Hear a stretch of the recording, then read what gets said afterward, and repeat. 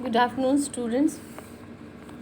हमने परसों last lecture में हमने एक ये जो प्ले है वो स्टार्ट किया था, a basket full of sea trout.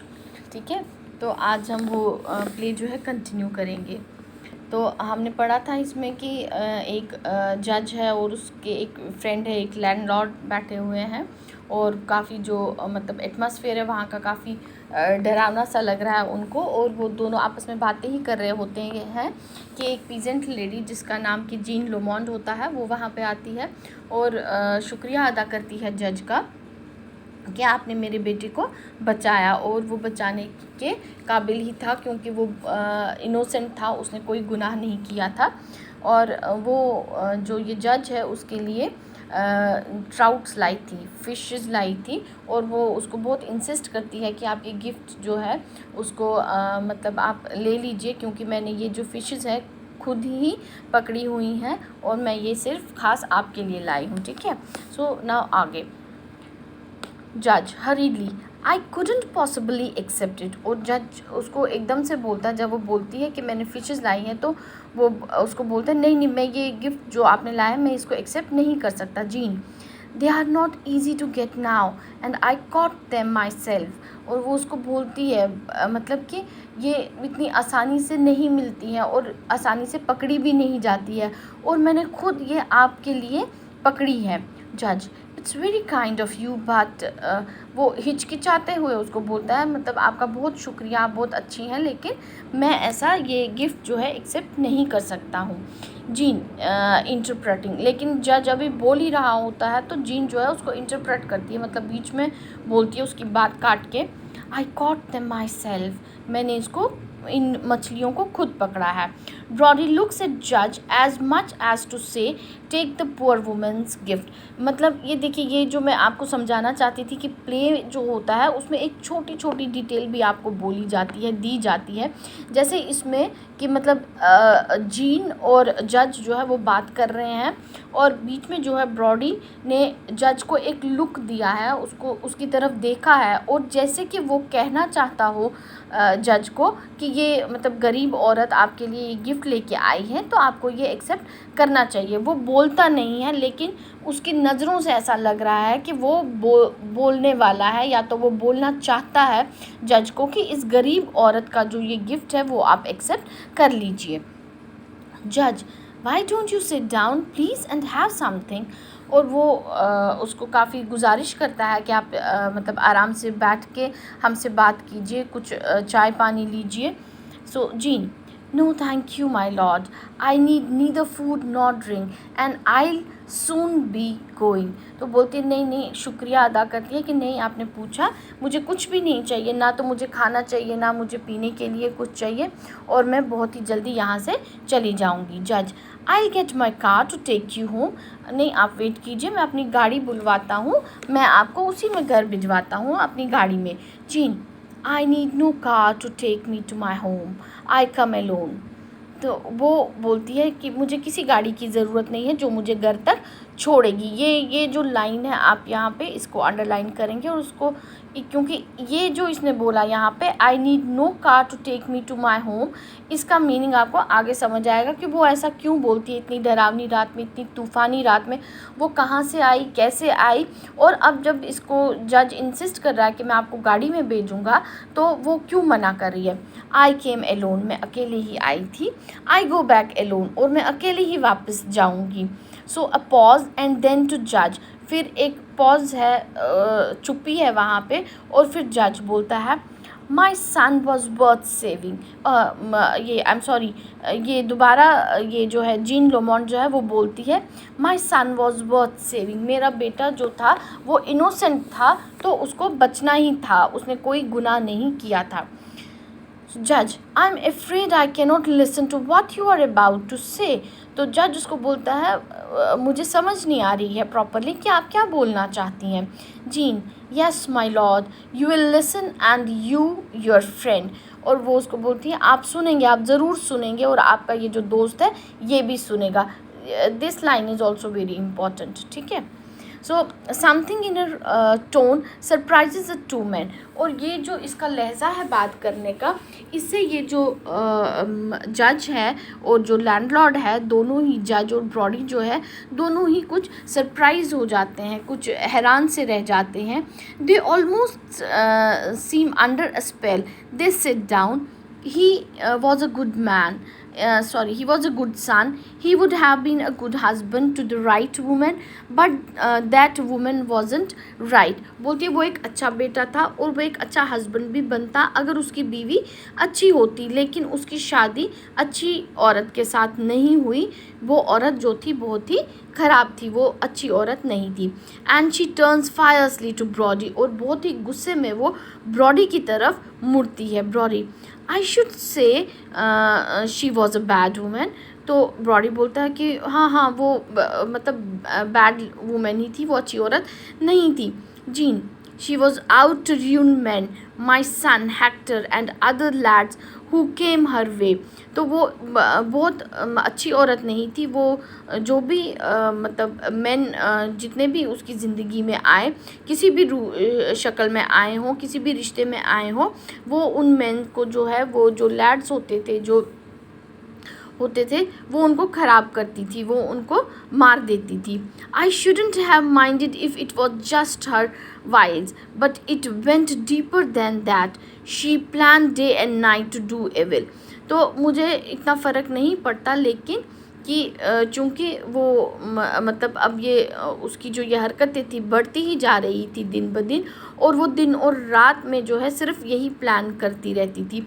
She rejoiced in evil. उसको एविल में रहना बहुत ही अच्छा लगता था, वो उसको चेरिश करती थी। एविल में जब वो बुरे काम करती थी तो उसको बहुत अच्छा लगता था।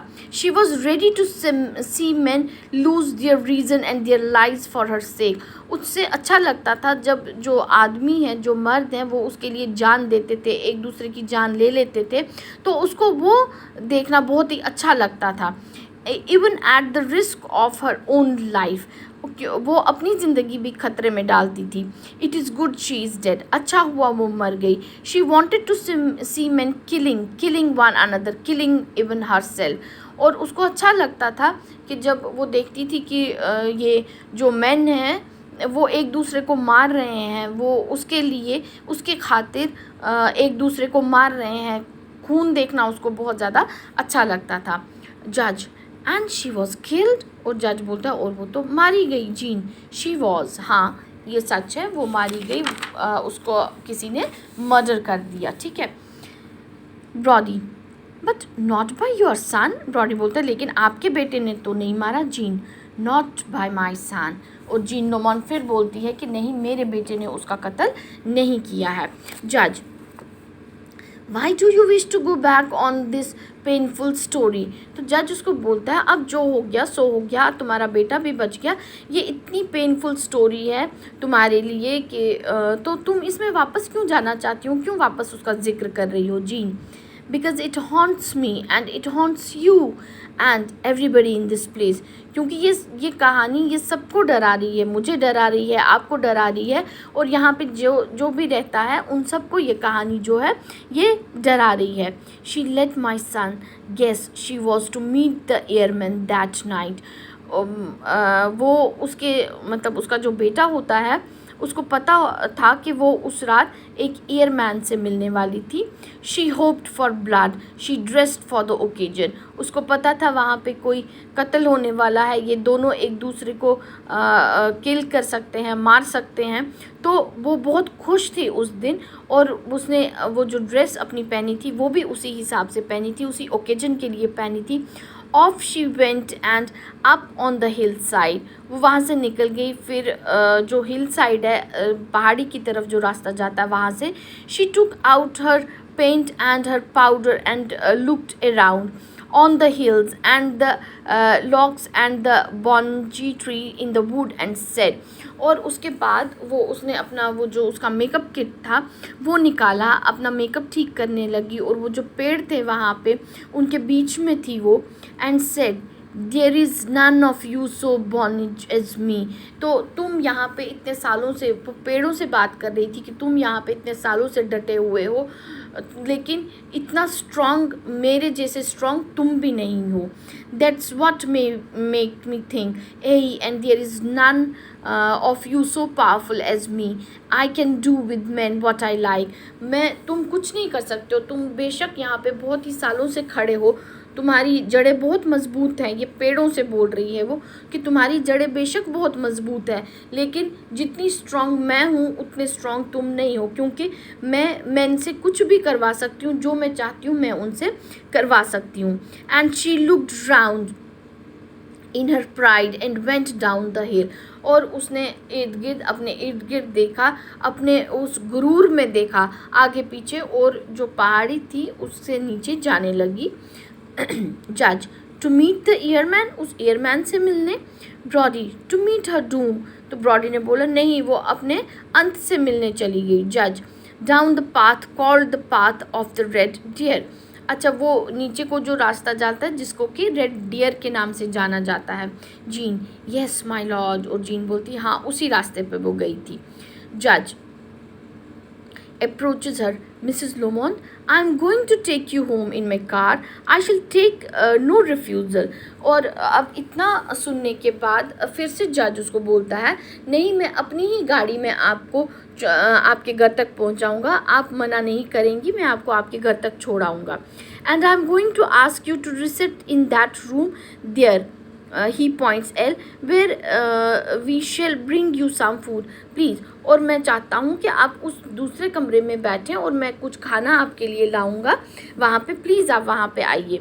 Gene rises, did you say rest my lord, how can I rest, I have lost my son. तो बोलती है आप मुझे रेस्ट करने को बोल रहे हो, मैं कैसे रेस्ट कर सकती हूँ, मैंने अपना बेटा खोया। There is more than the sea that divides us. He still loves that woman.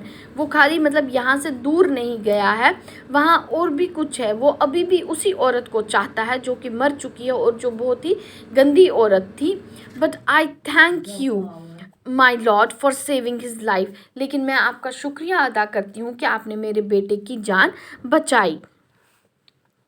Gene जज goes L and opens door, वो उस दूसरे दरवाजे के पास जाता है, दूसरे कमरे के दरवाजे के पास, और वहाँ का दरवाज़ा खोलता है। Allow me, he goes out, switches on light, he returns holding door, वो बाहर जाता है, बाहर की लाइट ऑन करता है और वापस आता है, दरवाजे को पकड़े रखता है।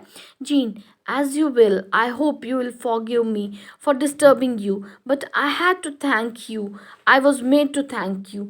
तो वो इसको बोलती है, जीन बोलती है कि and Jean as you will, I hope you will forgive me for disturbing you, but I had to thank you, I was made to thank you. तो ये फिर से जज को बोलती है कि मैंने आपको डिस्टर्ब किया, लेकिन मैं होप करती हूँ कि आप लोग मुझे इस जो मैंने आपको आके डिस्टर्ब किया उसके लिए माफ़ ज़रूर करेंगे। जज आई डिड माई ड्यूटी, और जज फिर से बोलता है कि मैंने अपनी ड्यूटी की, आपका जो बेटा बचा है वो मेरी ड्यूटी थी, मैंने कोई एहसान नहीं किया। Jean ah but with mercy and consideration for the broken hearted, I had to thank you my lord. और फिर से वो बोलती है कि आपने मर्सी दिखाई, आपने दया दिखाई, आपने मेरे बेटे का केस कंसिडर किया, अच्छी तरह से सुना, और आप ही हैं जिसने उसको रिहाई दी है। सो जज something else on your mind, तो जज बोलती है कुछ और भी बोलना चाहती हो। Jean they will leave my son alone. जज दे, तो वो बोलती है हाँ वो मेरे बेटे को छोड़ देंगे ना, तो वो बोलता है दे, कौन दे। जीन द लॉ, तो बोलते हैं लॉ, कानून, क्या वो उसको छोड़ देगा कानून। जज the law has found him innocent, और जज बोलता है कानून के हिसाब से वो इनोसेंट है, उसने कोई गुनाह नहीं किया है। Jean but supposing the law was to change its mind, तो क्या हो सकता है ऐसा कि कभी लॉ जो है वो अपना माइंड चेंज कर सकता है। जज the case is finished. Jean, are you sure of that? जज बोलता है केस तो ख़त्म भी हो गया, तो अब लॉ अपना माइंड जो है या अपनी ओपिनियन जो है वो कैसे चेंज करेगा? तो जीन बोलती है क्या आप इसके बारे में श्योर हैं कि फिर दोबारा मतलब ये केस खुलेगा नहीं, या कानून जो है वो अपना जो उसने फैसला सुनाया है वो बदलेगा नहीं? जज gently, the law said, you are under the suspicion of the crime of murder. You will be tried in our court of impartial justice, and we have found him not guilty and there is an end of it. तो जज उसको समझाता है, देखिए वो उसको अदालत में लाया गया क्योंकि उस पर शक था कि शायद उसने कोई मर्डर किया है, उस पर केस चला, लेकिन जब उसकी ट्रायल हुई हमारे कोर्ट में तो उसको बेगुनाह पाया गया और केस जो है वहीं पे ख़त्म हो गया, बंद हो गया। Gene rubbing her hands in mental anguish, ऐसे लग रहा था उसको बहुत ही ज़्यादा जहनी परेशानी थी और वो अपने हाथ मल रही थी। If I was only sure, बस मुझे यही श्योरिटी चाहिए कि अब कानून अपना फैसला नहीं बदलेगा। जज, you can take my word for it. और जज बोलता है मैं तुम्हें मतलब मैं तुमसे वादा करता हूँ, मैं तुम्हें लफ्ज़ देता हूँ कि कानून का जो ये फैसला है कि तुम्हारा बेटा बेगुनाह है, अब ये बदलेगा नहीं। उसको एक बार बेगुनाही मिल गई, रिहाई मिल गई उसकी, बस केस ख़त्म हो गया। Jean, yes my lord, you liked my son, thank you my lord, God bless you my lord. और वो उसको दुआएं देती हुई वहाँ से चली जाती है। सो आज स्टूडेंट्स, आज हम इतना ही करेंगे, रेस्ट टुमारो।